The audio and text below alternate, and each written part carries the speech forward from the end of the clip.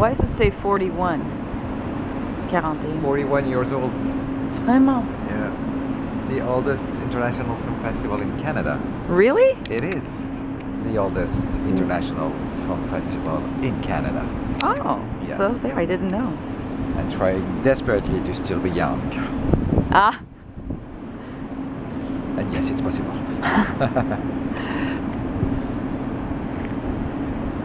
Maybe we could do the interview now. Sure. Okay, so Yeah. tell me who you are and what do you do here? So my name is Julien Fonfrède, or as they say here, Julien Fonfrède, and I'm a programmer for the film festival. I program a section called Temps Zero, Time Zero, which is, it's been what, maybe 7 years? 8 years maybe. Section that has been asked to exist to shake a little bit the image of the festival, make it more youthful in terms of films that are being shown. I bring a lot of strange, crazy, lots of Asian, but at the same time also very serious art films, but that are still, you know, aiming to be cool. Yeah, that's a cool section of the festival. So are you the one that tries to keep your finger on the pulse? Absolutely. Yeah. I basically also really try to find films that are, I would say, free themselves from the difficulty of making films. You know, usually before, you know, great filmmakers were making, you know, a film every 10 years, every 6 years, every, you know, very, you know, and with the Asian influence, I think that's changed with the techniques also, the equipment and everything. In terms of what changes then, therefore? You know, for me, I'm much more interested with people that can make, you know, 2-3 films during the year in some ways, or one every 2 years, or and make them fast. So then how do you find those artists that are those people that do that? I try to stay connected about who's doing what and what comes out. You know, I'm very interested with filmmakers like in Asia, for example, that can make a very serious art film, and after that a romantic comedy, and after that, you know, martial arts film. You know, that's. And when you're talking about, for me, that's what cinema is. I don't like when it's broken into boxes. And if you, in the West, that's how it works. If you're an art house director, you make art house films. When you're talking about 1 or 2 films a year, what genre of films are you talking about? Are you talking about short experimental films or? No, features. 2 feature films a year. Yeah. Like Koji Wakamatsu, for example, the Japanese director. I'm showing his brand new films. He has like 3 films this year. He's 82 years old. How old? 82. He's pretty cool. And he's also a very radical filmmaker. You know, he used to be actually very close to terrorist groups in Japan at the time. He had his finger on the pulse. Yeah. It's forbidden to go in the US. Actually, Canada, it's okay. I want to invite him at some point, but you know, 82, it's difficult. Yeah. Never know. And his first film of the year was shown in Cannes. Was a biopic on Mishima. His second film, which is the one I'm showing here, called Millennial Rapture, has been shown at the Venice Film Festival. It's going to be shown in the Temps Zero section. And there is another film that's going to be released in Japan in a few months. So, yeah. So what defines Temps Zero, and how does an artist or director know where to submit their film? Temps Zero is definitely a section I'm trying to program almost like against something. Films that go against something, you know, it's a spirit. Kind of, you know, punk rock, experimentation, but in a very commercial way. So also there is a relation with an audience. It's basically, you know, art house films that can be cool and please an audience. Can you define? I try to go away from the official label of high culture and show people that, you know, some commercial films can be very artistic at the same time. You know, in Asia, it's a given. That's how they make films. There is no differentiation between art house and commercial. So how do you make someone like you who's very intimate with these films and is passionate about what they do, how do you connect that vision to someone who says, I want something commercial, and you're saying it's art and electronic, and you want to keep the youth. How do you tie that into the corporate aspect? Well, in the West, it's difficult, huh? Because they want to put things in boxes, you know, in terms of to market them.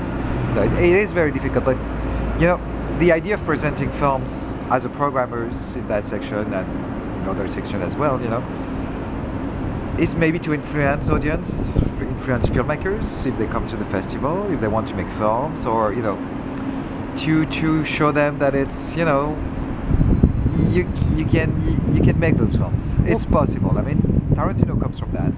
I changed a lot of things. You know, it's still very, you know, Hollywood, you know, grounded. So it's not the reference that you should have, but at the same time, you know, he comes from that. He saw those films. You know, he knows you can be cool and also make, you know, serious art films. So yeah. How are you?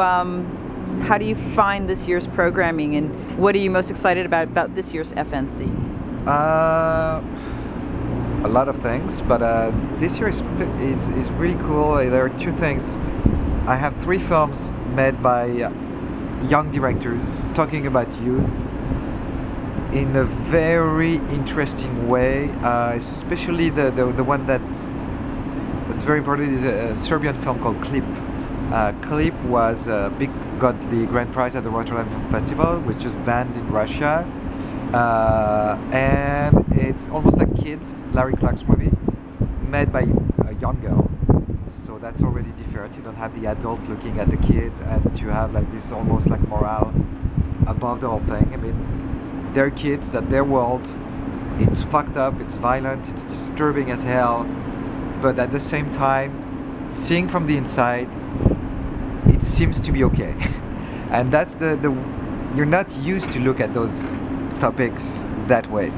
And basically you look at this and you're very disturbed, and you realize in the end it's a love story, and you think that's fucked up. And at the same time, what comes out is like, if you don't understand us, you know, fuck you. And I think that reflects something. And I have a film that is very similar from Ireland called Dollhouse. I have a film that is very similar coming from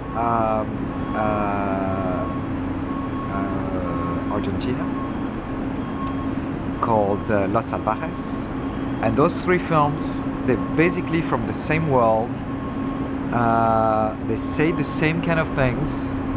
They position yourself as an audience in a very difficult way, because you don't really know how to look at those things, because they don't seem to be your world, but at the same time it's the world of every kid all over the world. And it's really cool. It's very interesting. So I'm very proud of those 3 films that make sense. And how did you find those 3? One was in Rotterdam, and when I saw the film, you know, I looked at it not knowing what it was, and you know, there is a lot of films like this.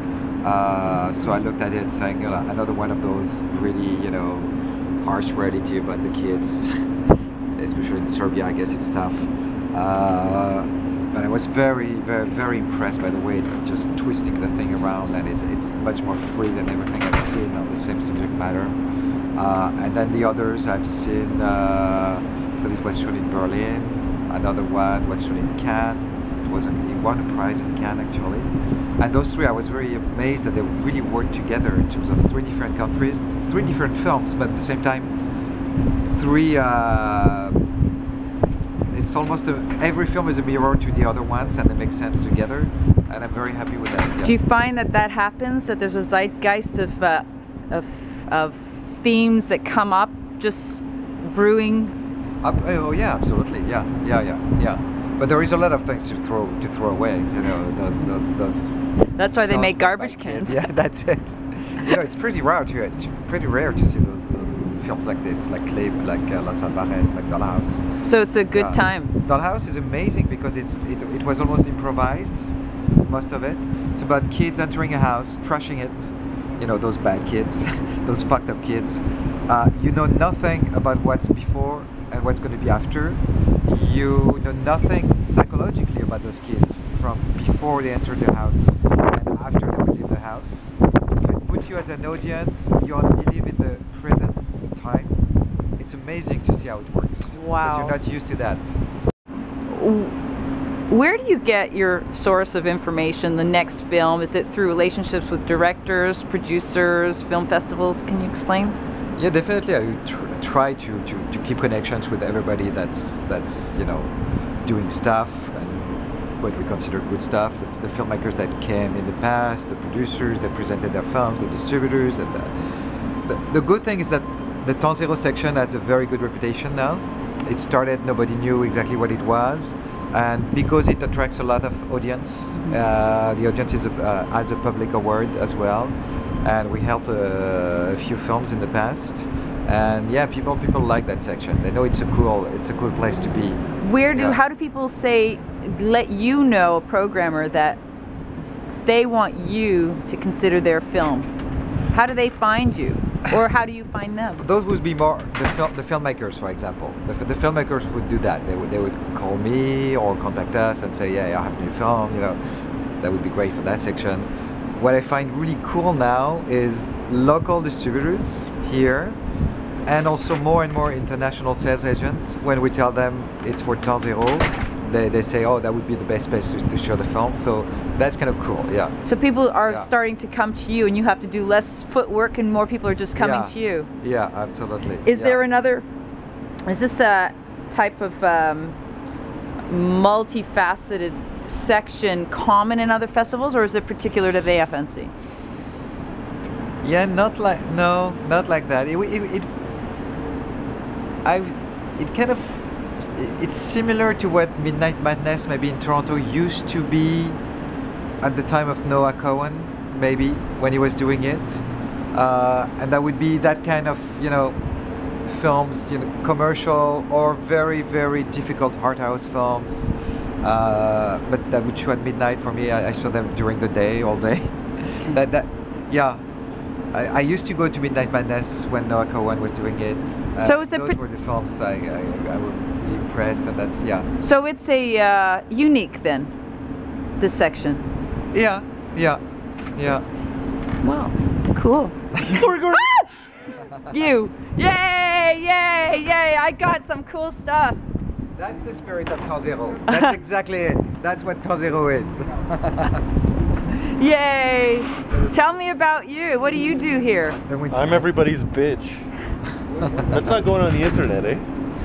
It's already on the internet. It's live.